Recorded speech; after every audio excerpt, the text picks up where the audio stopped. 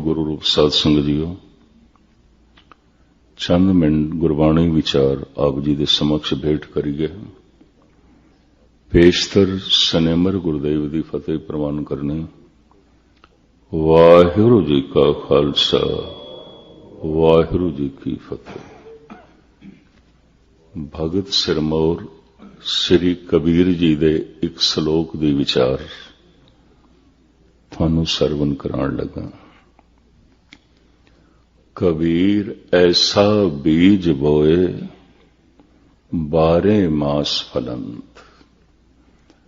शीतल छाया गहर फल, पंछी केल करंत। ऐसा बीज बो, अगर वो बीज फल तक अपड़ जाए तो फिर 12 महीने फली बो, ता जिंदगी फली बो। लगदे ही रहणगे फल, लगदे ही रहणगे। वो फल तो रहत कदी होएगा ही नहीं। फल हर वक्त लगदे रहणगे। ऐसा बीज बोए, हुण ऐसा शब्द है ते इस दे मुकाबले ते लभना पेगा कैसा बीज। कबीर ऐसा बीज बोए। इतनी गल आख के कबीर चुप ने। कहंदे ने महापुरुषां दे बचन रहस दे चाहुंदे ने, रमज दे चाहुंदे ने, खोलने पैंदे ने। जिवें ईश्वर बहुत सारे सानू फल देंदा है पर छिलकियां दे च लपेट के। केला है, छिलका एक पासे करना पैंदा है। संतरा है, छिलका एक पासे करना पैंदा है। बादाम है, अखरोट है। गिरी देंदा है, स्वादी फल प्रभु देंदा है बेशतर, पर छिलकियां च लपेट के। वो गिरी महफूज रवे, पक सके।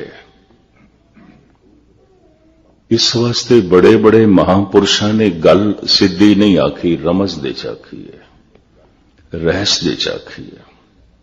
खोलनी पैंदी है आप। ते जे ना खोलन दी जाच होवे ते उस रहस दे च, उस रमज दे अंदर जो कुछ है, मनुख वांझा रह जांदा है, वांझा रह जांदा है।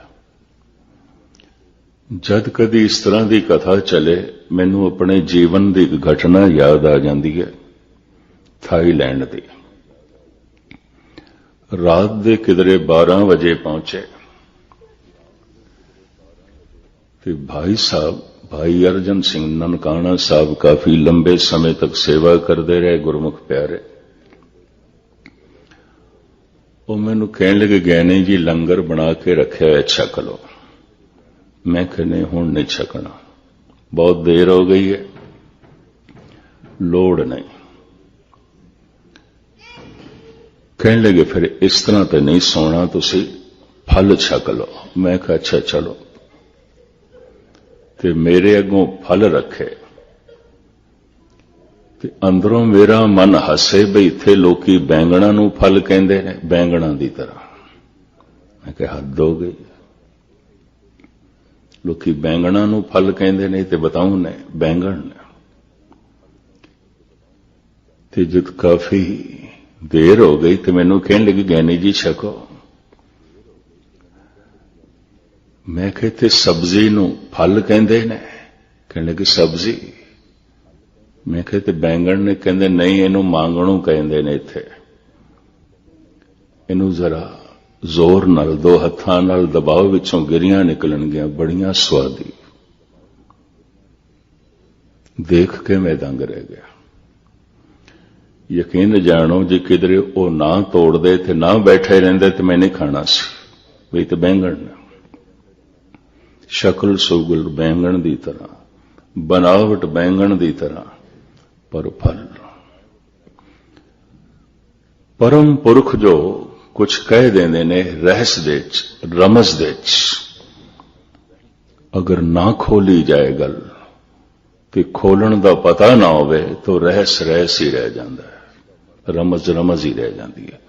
पता नहीं कितने महापुरुषों के बोल रमज रह गए, रहस रह गई, नहीं खोल सके, नहीं खुल सकी गल।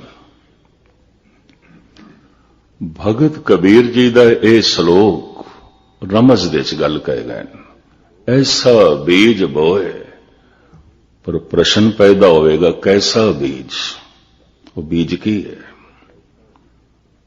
इस बारे ते कबीर चुप ने, इस बारे ते उस श्लोक दे च कुछ भी नहीं है, बस इतना कह देता है ऐसा बीज बोए, ऐसा बीज तुम बो। तुच्छ बुद्धि अनुसार जिहड़ी गल पकड़ चाहिए मैं आप जी दे सामने रखण दी निमाणी कोशिश कर रहा। बाकी गुरबाणी महासागर है, कोई किसी पासों जुबकी लैंदा है, कोई किसी पासों, किसी दे हथ कोई मोती आउंदे ने, किसी दे हथ कोई, पर चूंकि मोती सारे ही सागर दे ने, इस वास्ते सारे ही अर्थ ठीक ने, सारियां विचारां ठीक ने, कि गल ते उस सागर दी है ना, लभ्या ते उस सागर दे चों। ये ते कबीर जानन कि वो कितनी गहराई चो बोले या कितनी बुलंदी तो बोले। कहंदे जिहड़ी गल गहरी होंदी है उही उच्ची होंदी है, जिहड़ी उच्ची होंदी है उही गहरी होंदी है। जिस दरखत ने अपनियां शाखां आसमान तक लै जाणियां, उन्होंने अपनियां जड़ां पाताल दे च लै जाणियां पैंदियां। कहंदे जिहड़ा बोल, जिहड़ी विचार गहरी ना होवे उच्ची भी नहीं होंदी, और जिहड़ी उच्ची है लाजमी गहरी होवेगी, लाजमी गहरी होवेगी। महापुरुषां दे बोल बहुत बुलंदियां नूं छूंदे ने, बहुत गहराइयां नूं छूंदे ने, तल बड़ा गहरा। इतनी पहले गहराई दा पता चले तां बुलंदी दा पता चलेगा, तां पता चलेगा। ऐसा बीज बोए 12 मास फलंत, ऐसा बीज परमात्मा ने सब नूं दिता है, मनुख नूं दिता है, मानव नूं दिता है, सब दे कोल है। धरती भी प्रभु ने बहुत वधिया दिती, हुण धरती भी होवे, बीज भी होवे, अड़चन की है? एक अड़चन है। कुदरत ने एक नियम बनाया है कि एक बीज दे चों इक्को ही तरह का फल निकलता है। कणक दे चों कणक पैदा होंदी है, बाजरा नहीं। बाजरे दे चों बाजरा पैदा होंदा है, मकई नहीं। मकई दे चों मकई पैदा होंदी है, चने नहीं। ते चणियां दे चों चने ही पैदा होंदे ने, कणक नहीं। मनुख नूं जिहड़ा बीज दिता है प्रभु ने, उहदे चों फल एक नहीं कई पैदा हो सकते हैं। और ये बीज की है? बीज मन है। इसे बीज दे चों भगवान पैदा हो सकता है, इसे बीज दे चों शैतान पैदा हो सकता है। इसे बीज दे चों गुण पैदा हो सकते ने, इसे बीज दे चों अवगुण पैदा हो सकता है। इसे बीज दे चों आनंद पैदा हो सकता है, इसे बीज दे चों सोग ते चिंता पैदा हो सकती है। सोग ते चिंता किथे होंदी है? मन दे च। आनंद किथे होंदा है? मन दे च। शैतान किथे होंदा है? मन दे च। भगवान किथे होंदा है? मन दे च। मन तू जोत स्वरूप है, अपना मूल पछाण। मन बीज है। चूंकि ऐसा बीज है, इहदे च एक तरह का फल नहीं, कई तरह के फल पैदा हो सकते हैं। इसे बीज दे चों दया पैदा हो सकती है, इसे बीज दे चों कठोरता पैदा हो सकती है। इसे बीज दे चों विनिम्रता पैदा हो सकती है। बड़ा सोहना खुलासा कर रहे सन भाई साहब, भाई सरबजीत सिंह जी। अजकल नौजवानों दे चों सुलझे विद्वान ने गाहे बगाए भारत विच मिलना हुंदा है, अलवर ते पहुंचदे ने, सुभाविक मिलना होया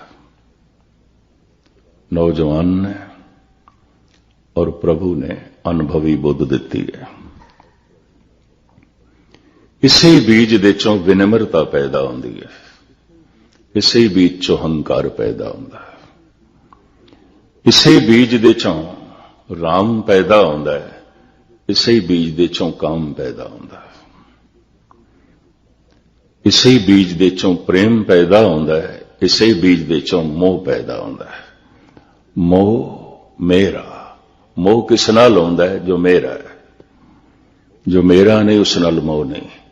मोह मेरे ते खड़ा होंदा है, प्रेम तेरे ते खड़ा है। तेरा है, सब कुछ तेरा है, तेरा है, चूंकि तेरा है मैनू प्यारा लगदा है, चंगा लगदा है।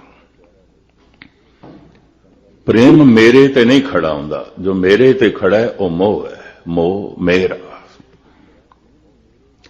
मेरे नू मामूली जिहां चोट लगेगी मैं रो उठांगा, यह भी मैं अर्ज करा।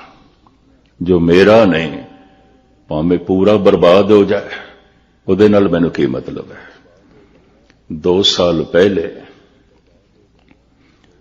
भारत विच उड़ीसा विच समुंदर विच उछाल पैदा होया, तूफान आया, गालबन 30,000 बंदे 1 मिनट दे डुब गए। 1 मिनट दे लखां मवेशी मर गए, सैकड़े बस्तियां उजड़ गईयां, अजे तक भी ढंग नाल वसेबा नहीं हो सकिया। प्रांत प्रांत में भ्रमण कर रहा सी, मैं नहीं कोई देखा किसी दी अखां अश्क बाहर होवन, कोई हिरदा रोया होवे, मैं नहीं देखा। मोह मेरा, वो मेरा थोड़ी है। होंदा है बर्बाद होवे, हो गया, सारा हो गया।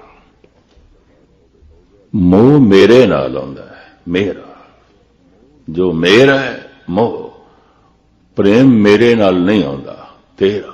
मेरा मुझ में किछ नहीं, जो कुछ है सो तेरा है। ते तेरा पर मैनू चंगा लगदा है ते तेरा पर मैनू प्यारा लगदा है। प्रेम तेरे ते खड़ा है, प्रेम तू ते खड़ा है, मोह मैं ते खड़ा है, मेरा है, मेरा है। अक्सर देखा गया मोह ग्रसे मनुख नूं अपना करूप बच्चा भी चंगा लगता है, पड़ोसी का सुंदर भी नहीं चंगा लगता। मोह ग्रसे मनुख नूं अपना रोंदा होया बच्चा भी चंगा लगता है, पड़ोसी का हसदा होया भी नहीं।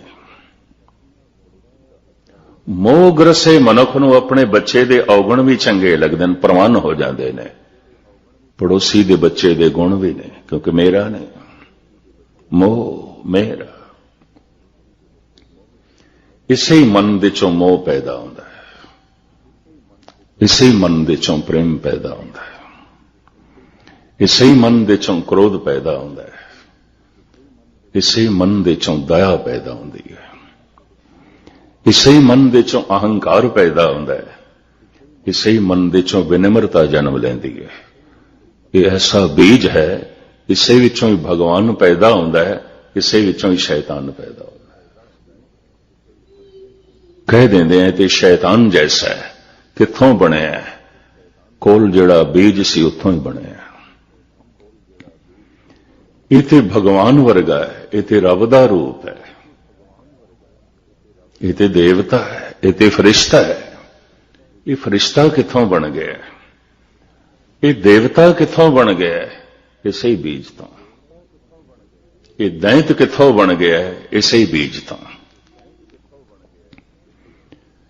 बीज परमात्मा ने सारियां नूं दे दिता है। एका सुरत जेते हैं जी, सुरत बिहोना कोई ना की। प्रभु ने ये सुरत, ये मन सब नूं दिता है। ਸਭ ਨੂੰ ਦਿੱਤਾ। ਇਸ ਇੱਕ ਬੀਜ ਦੇ ਚੋਂ ਵੱਖ-ਵੱਖ ਫਲ ਕਿਉਂ ਪੈਦਾ ਹੁੰਦੇ ਨੇ? ਧਰਤੀ ਅਲੱਗ-ਅਲੱਗ ਹੈ। ਧਰਤੀ ਵਧੀਆ ਤੋਂ ਵਧੀਆ ਬੀਜ ਹੋਵੇ, ਅਗਰ ਧਰਤੀ ਠੀਕ ਨਹੀਂ ਪਨਪੇਗਾ। ਮੈਨੂੰ ਚੰਗੀ ਤਰ੍ਹਾਂ ਯਾਦ ਹੈ, ਰਾਜਸਥਾਨ ਗੌਰਮੈਂਟ ਨੇ ਅਫਗਾਨਿਸਤਾਨ ਦੇ ਜਿਹੜੇ ਸਰਦੇ ਹੁੰਦੇ ਨੇ ਨਾ, ਉਹਦਾ ਬੀਜ ਮੰਗਵਾਇਆ। ਰਾਜਸਥਾਨ ਦੇ ਸਰਦੇ ਬਹੁਤ ਹੁੰਦੇ ਨੇ, ਟੌਂਕ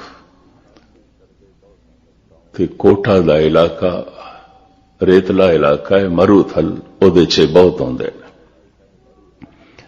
ਵੀ ਅਫਗਾਨੀ ਸਰਦੇ ਪੈਦਾ ਕਰੀਏ, ਮਿੱਠੇ ਬੜੇ ਹੁੰਦੇ ਨੇ, ਵੱਡੇ ਬੜੇ ਹੁੰਦੇ ਨੇ, ਸਵਾਦਲੀ ਬੜੇ ਹੁੰਦੇ ਨੇ। ਖੁੱਲਾ ਬੀਜ ਮੰਗਵਾਇਆ ਔਰ ਇਹ ਕੰਮ ਗੌਰਮੈਂਟ ਪੱਧਰ ਤੇ ਹੋਇਆ। ਬੜਾ ਖਰਚ ਕੀਤਾ ਗਿਆ। ਬਰਸਾਤੀ ਨਦੀਆਂ ਦੇ ਕੰਢੇ ਸੈਂਕੜੇ ਮੀਲ ਤੱਕ ਇਹ ਬੀਜ ਬੋਏ ਗਏ, ਪਨ ਪਏ, ਬੜੇ ਵੱਡੇ ਵੱਡੇ ਸਰਦੇ ਲੱਗੇ ਔਰ ਅਫਗਾਨੀ ਸਰਦਿਆਂ ਨਾਲੋਂ ਖੂਬਸੂਰਤ, ਵਜ਼ਨੇ, ਲੇਕਿਨ ਬਿਲਕੁਲ ਫਿੱਕੇ, ਨਾ ਸਵਾਦੀ ਨਾ ਮਿੱਠੇ।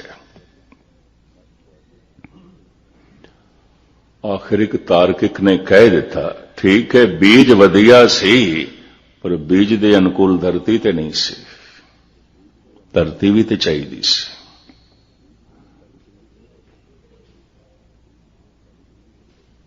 ਉਸ ਤਰ੍ਹਾਂ ਦਾ ਮਿਠਾਸ ਨਹੀਂ ਪੈਦਾ ਹੋ ਸਕਿਆ, ਉਸ ਤਰ੍ਹਾਂ ਦਾ ਸਵਾਦ ਨਹੀਂ ਪੈਦਾ ਹੋ ਸਕਿਆ।